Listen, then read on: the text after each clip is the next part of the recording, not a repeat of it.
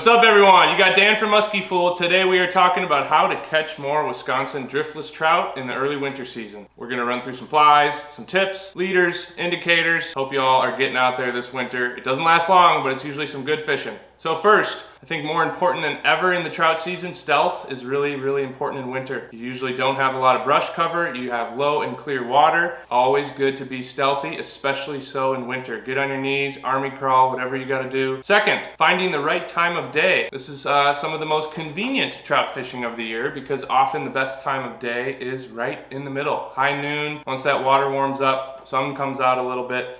Really good time to be out fishing for trout in winter. And last but not least, beware of the snow melt. We don't have to worry about it right now this season in southern Wisconsin because we don't have a lot of snow, but in general, when the weather gets a little bit warmer and that snow starts to melt, you are gonna have some good color to the water, but if that lasts too long, water temps are gonna drop. The bite usually dies with it. So watch out for snowmelt. Let's talk flies. We got a few of our favorites. We asked everybody in the shop what their favorites were. Start with streamers. We tend to downsize a little bit in winter. A couple good ones, thin mints and balanced leeches. We got them in 8s and 10s are usually where we go. You can even go to 12s in winter. As far as fishing streamers this time of year, don't be afraid to dead drift it or fish it like you would a nymph, even below an indicator. This is not our super aggressive, active presentation for streamers, at least not most of the time in winter. So don't be afraid to fish those a little bit differently with a upstream presentation. Looking at nymphs, which is probably our favorite to be fishing for brown trout this time of year.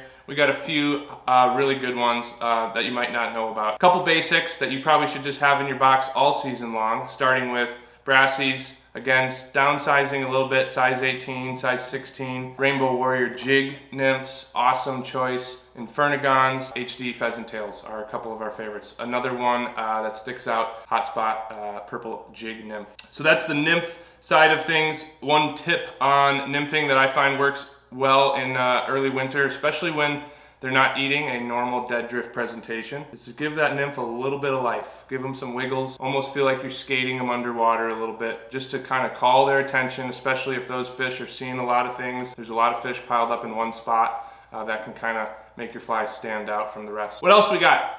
Dry flies. You can absolutely dry fly fish when the bite is on in winter. The fun part about trout in Wisconsin is they're probably eating hoppers all year long. So you can do whatever you feel is the way you want to fish. But as far as recommendations from us, of course, we're downsizing small midge presentations. You often get a few of those hatches early in the season. Can be a little bit more difficult to target fish, just given how clear it is, given how small those midges need to be. This is often a time when that downstream presentation for dry flies is great, and you'll hopefully be able to hook up with a few. So those are a few of our recommendations. If for some reason we get a nice warm up, we get some rain maybe even I saw in the forecast, and we get some chocolate water, we will upsize on the streamer side of things.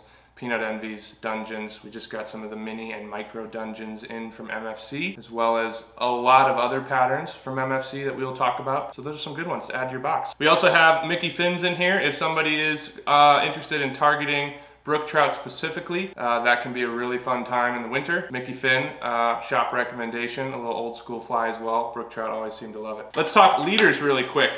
This is also for winter tactics when we love to use fluorocarbon for our leaders and tippet. I would say especially so on your tippet. Right here we got some of the new TROUTHUNTER fluorocarbon that's in the shop. It's the best tippet you can buy. Big spool, you get more tippet in that spool than you do in any other, and really high quality stuff. So fluorocarbon tippet recommended. You can go fluorocarbon leader as well, but you can also just use your fluorocarbon tippet. Mainly when we're fishing subsurface, we can go a little bit thinner without sacrificing break strength and get those flies down when we need to. Last but not least, indicators. We are nymphing, we are subsurface fishing, we're dead drifting leeches. So our indicators become really important. The new Oros small and extra small are awesome. We just got a whole batch of those in, 3-packs, 6-packs, and your bulk packs. Really good all-around indicator.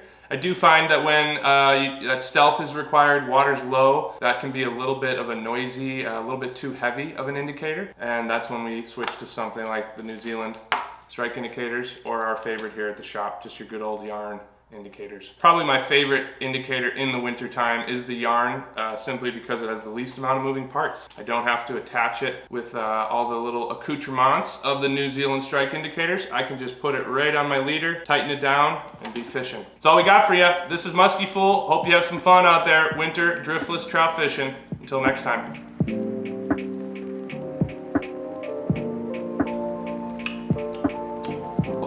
Cotton mouth there at the end, but I think it was good. I said the word accoutrements. Dodger, Dodger.